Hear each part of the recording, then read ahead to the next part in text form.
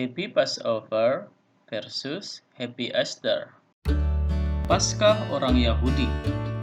Sobat Madara Sensei, awal mula Paskah ada pada sejarah bangsa Yahudi sekitar tahun 1300 sebelum Masehi. Perayaan Paskah Israel bermula ketika bangsa Israel masih berstatus budak bagi orang Mesir selama lebih kurang 5 atau 6 generasi. Orang Yahudi menjalani hidup sebagai budak yang harus bekerja keras untuk membangun kota Mesir kuno, diperkirakan selama lebih kurang 430 tahun. Penjajahan ini sebetulnya didorong oleh ketakutan Raja Firaun terhadap ledakan jumlah penduduk orang Yahudi yang jauh melampaui penduduk Mesir.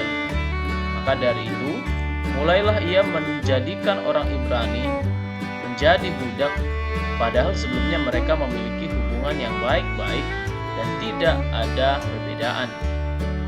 Nah, karena ditindas terus-menerus dan penindasan itu semakin berat, orang Israel kemudian berseru kepada Tuhan, meminta pertolongan kepada Tuhan, dan akhirnya Tuhan mengutus Musa untuk menolong mereka.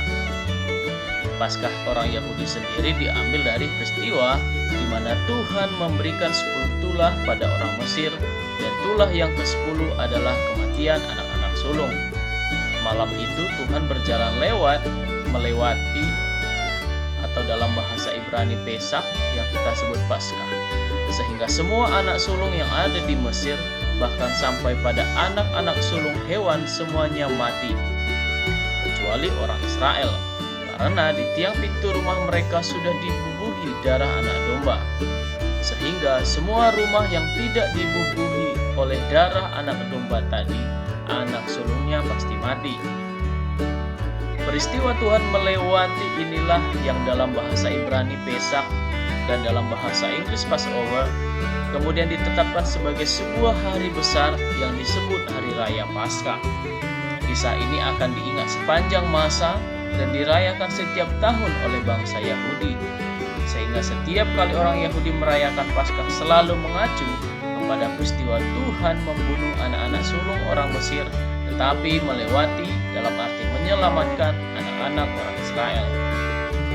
Perayaan Paskah orang Yahudi biasa dilakukan di bulan pertama setiap tahun pada kalender Yahudi. Kalau di dalam kalender kita, Gregorian, jatuh sekitar bulan Maret sampai April. Hari peringatan Paskah ini dirayakan selama 7 hari, dan orang Yahudi diwajibkan memakan daging domba panggang, roti yang tidak beragi, dan juga sayur pahit, untuk mengingat betapa pahitnya penderitaan mereka di masa lampau dalam kehidupan sebagai budak, tetapi Tuhan Allah sudah menyelamatkan mereka. Paskah dalam agama Kristen. Dalam agama Kristen, perayaan Paskah mengacu pada peristiwa kebangkitan Tuhan Yesus setelah ia mengalami kesengsaraan, yaitu penyaliban, dikuburkan dan mati, lalu kemudian ia bangkit. Peristiwa kebangkitan ini terjadi pada perayaan Paskah orang Yahudi. Perayaan Paskah Kristen selalu didahului dengan ibadah Jumat Agung yang mengenang kembali pengorbanan Tuhan Yesus di kayu salib. Perayaan Jumat Agung ini bukanlah sebuah perayaan sukacita, melainkan lebih kepada menghayati peristiwa dan penderitaan kematian Tuhan Yesus. Dalam ibadah Jumat Agung biasanya ditandai dengan perjamuan kudus, yaitu makan roti dan minum anggur perjamuan. Ketika Tuhan Yesus merayakan Paskah terakhir atau kita sebut dengan The Last Supper bersama murid-muridnya, ia mengadakan perjamuan dengan makan roti dan minum anggur. Ia menetapkan suatu perayaan Paskah yang baru bagi orang percaya, yaitu bahwa roti melambangkan tubuhnya yang tercabik-cabik yang diserahkan bagi manusia berdosa, dan anggur yang melambangkan darahnya yang tercurah untuk pengampunan dosa orang percaya. Peristiwa ini disebut sebagai perjanjian baru antara Allah dan manusia. Dalam peristiwa Jumat Agung dan Paskah, orang Kristen selalu melakukan kegiatan peribadahan di gereja. Dan perayaan ini juga merupakan sebagai salah satu perayaan hari besar umat Kristen selain perayaan Natal. Bagi orang Yahudi, perayaan Paskah Kristen ini tentu tidak diakui. Sedangkan dalam kekristenan, peristiwa Paskah bangsa Yahudi, khususnya proses penyelamatan Allah melalui darah anak domba yang kemudian menyelamatkan orang Israel dari tulah kematian anak sulung merupakan sebuah penggambaran terhadap Tuhan Yesus yang akan datang kelak pada masa perjanjian baru, di mana Tuhan Yesus juga memiliki sebutan sebagai anak domba Allah yang menghapus dosa dunia, yang darahnya tercurah menghapus dosa dan menyelamatkan orang percaya dari kematian kekal. Kemudian, apa hubungan Paskah dengan ucapan Happy Easter? Cocokkah? Sebetulnya, di dalam Alkitab, setiap kali menyebutkan perayaan Paskah tidak pernah menyebutkan dengan Easter.